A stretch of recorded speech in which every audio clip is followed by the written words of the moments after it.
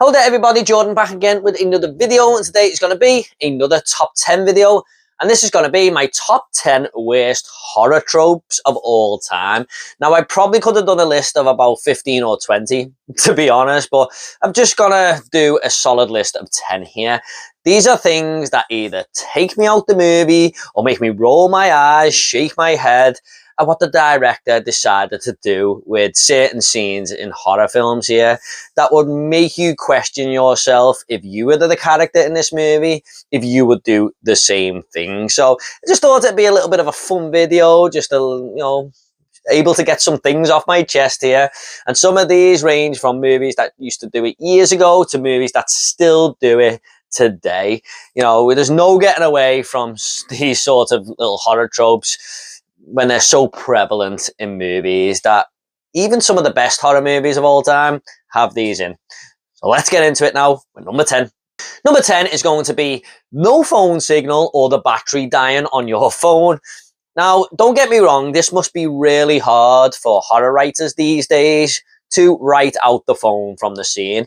They are trying new ways, especially in like house party movies where there's a slasher killer going around the house or whatever. A lot of characters are made to put their phones in a bag so they can strictly socialize and no one's on their phone. I get that, but that is starting to wear thin as well now. I do think they need to write some more clever ways of getting the phone out the way. But like I said, it must be hard for these writers because everyone has a phone these days. Everyone has one in their pocket constantly. And battery dying sort of just doesn't sit right with me because me personally, I'm always prepared with my phone. And I have it on charge all the way through the night so I can use it for the whole day. And the signal dying feels even cheaper. I mean, I'm pretty sure you can get emergency signal in big open areas and stuff, but no one ever seems to be able to call for help in horror movies now, do they?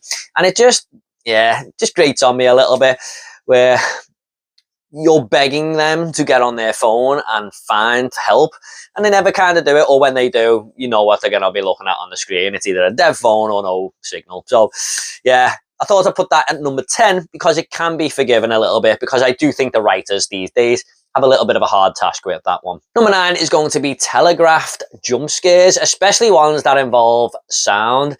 Now, this might just be me and a lot of horror fans that notice this a little bit more. Casual audiences may not really have this as a horror trope that annoys them. But I've just seen that many horror films now that I feel like I can telegraph the jump scares. I kind of know when they're coming, and it just really annoys me when I know when it's coming, it happens, and it's done with a big gigantic sound effect to kind of make me jump out my seat that little bit more. It never ever works. I really appreciate it when horror movies can do great jump scares still, because it is a testament to the director's talents there. So any director that can throw me off with jump scares, I always appreciate it. But way too common these days, you're just seeing the same jump scares over and over, especially in these generic modern horror movies that come out lately. You know, the ones that are a little bit lackluster, the ones that we don't really remember all that often after watching them, they're just there for the young teenagers on the cinema to go on a Friday night on a hot date or whatever. Yeah, them movies that are a little bit mediocre, we see them constantly now, don't we? It's real, it isn't happening, it isn't real.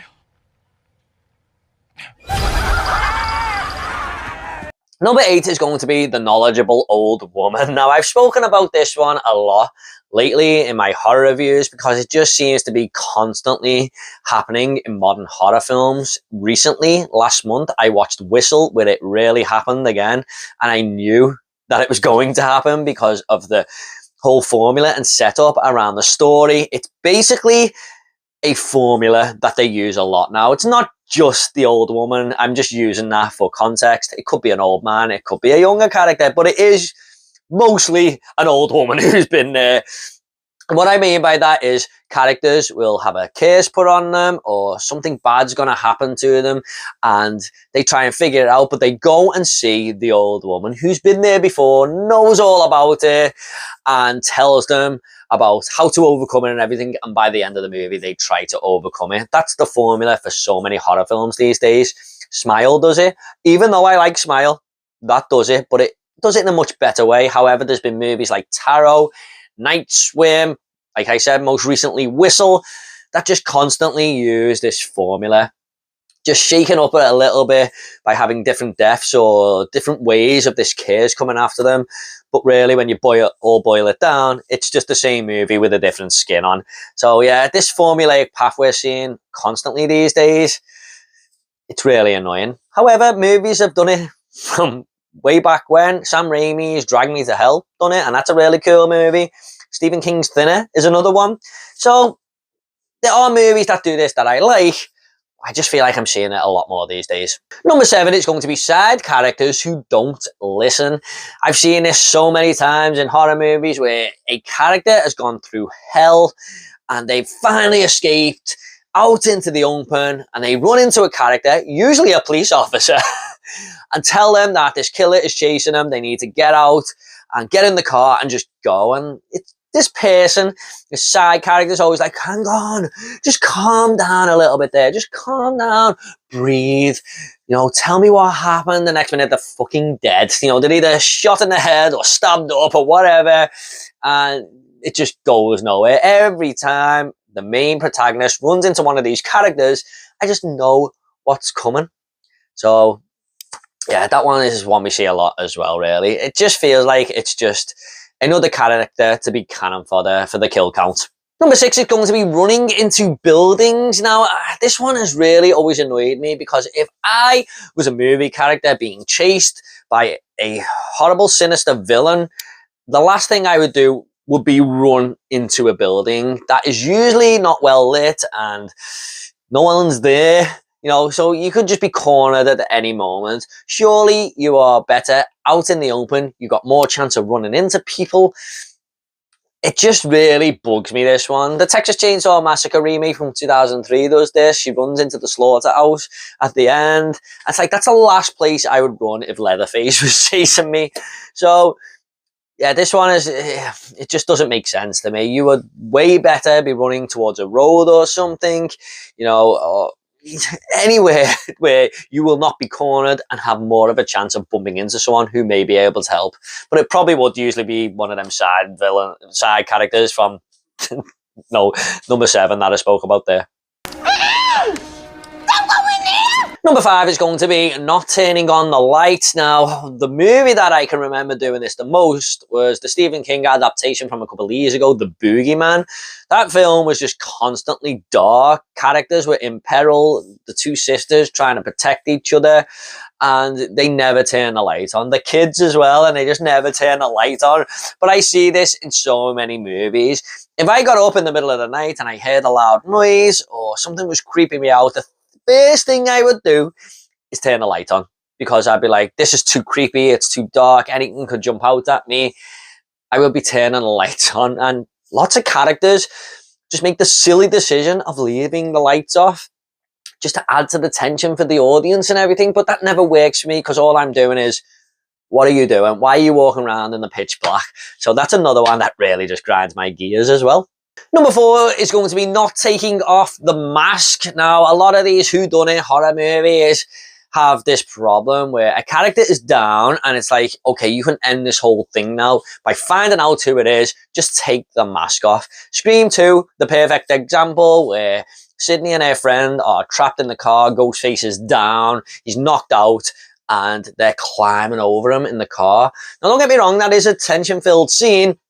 But the more I watch this scene after rewatching this film so many times, I'm like, just take the mask off. Mickey will be under there. It'll all be over. You can tell the police who it is, and that's it. That's the end of it.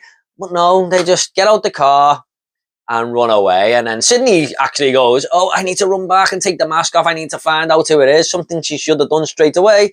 When she gets there, the killer is gone. So, yeah, I mean, there's so many villains could have been unmasked here if characters just did this. But they never do. They're never intrigued to find out who's been chasing them or killing their friends throughout the entire film. They're just happy to walk away. Yeah, I mean, even when they've killed them, they never take the mask off. It's just so weird to me. Oh, shit. What? He's gone. What? Number 3 is going to be not finishing off the bad guy, and that sort of creeps into the last point, doesn't it? So many fucking films do this, where characters have actually got the better of the villain who has killed all their friends or all the other camp counselors, and they've got them on the floor. They're there for the take, and they are there to be finished off. And they just walk away and run for help or whatever. When they come back, the villain's gone, or the villain gets up and starts chasing them. And what winds me up even more is that a lot of the time, these characters drop the weapon that they knocked them out with right next to them. Alice does this in Friday the 13th. Laurie Strode does it in Halloween. Two of the most iconic horror films of all time. I mean, it's unforgivable, isn't it? It really is unforgivable. It just annoys the shit out of me. If that was me, after going through a living nightmare, and the villain was there on the floor, the person who's been chasing me, and I had a weapon in my hand, I would make sure I finished them off. Then probably take the mask off as well. Yeah, just another one that just pisses me off. Number 2 is going to be the car not starting. Now, this one always seems to be when characters have finally got away and they turn the car on and yeah, nothing. How many cars do you know that don't start? It hardly ever happens. It is such a rare occurrence. Don't want to jinx myself, but I've never got into my car and it's never started. But every car in horror films nearly seems to have a car that does not start, and apparently that adds a lot of tension because the killer, who they didn't kill going back to point 3, gets up and starts walking towards the car, and they feel like they're trapped in this thing. So I wish directors would think about the audience here and how it's not filled with tension. It just makes us scratch our heads and swear at the screen. Yeah, just a really dumb one that I still see today.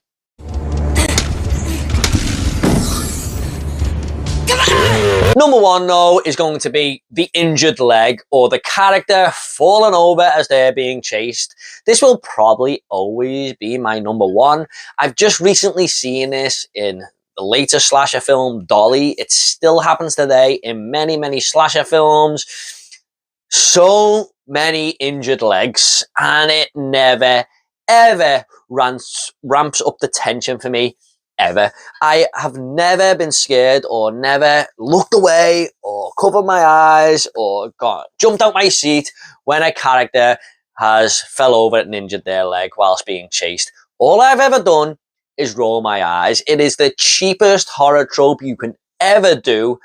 You can still have the chase scene without this. I mean, it probably would be more tension filled if the killer was actually keeping up with them and they haven't injured their leg, although that's another horror trope, isn't it? A lot of the villains just seem to walk. So I told you I could have made the top 20, but the injured leg, man, I hate it. It just grates my gears, and this is the one I seem to see the most, all the way back from the 70s, where Sally Hardesty is injured as she's running up the lawn. It's my favourite horror film of all time, but it happens there, and like I said, it just happened in the latest horror film, Dolly, that I watched. It goes on and on and on, and I'm sure I'll see it in one of the next 5 slasher films that come out this year. So the injured leg is number 1. Okay guys, hope you all enjoyed this video. What do you think of these horror tropes? Do you agree? Do you disagree? Please do let me know in the comments down below. Is there any I missed? It'd be great to hear your opinions on some that really grind your gears as well. There'll be other top 10s down there, guys, as well, if you want to go and check all them out. Done plenty of top 10s on this channel now. If horror is your sort of thing, please give this video a like and subscribe to this channel. It really helped me out. You all take care, guys, and I'll see you all in the next video.